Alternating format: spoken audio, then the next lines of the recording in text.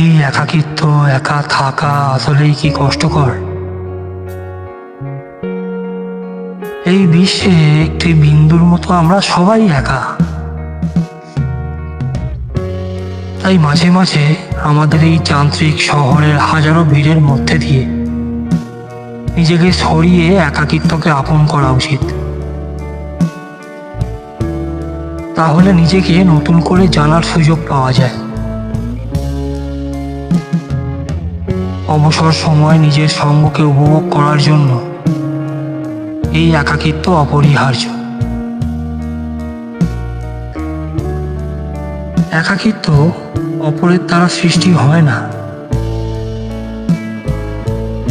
এটা তখনই হয় যখন নিজের অন্তঃসত্ত্বা বলে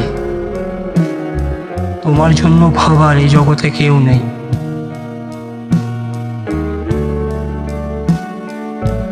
ঠিকানাহীন চলেছি আমি, জানি না কোন পথে, একাকিত্বের যন্ত্রণা নিয়ে বেঁচে আছি কোনো মতে।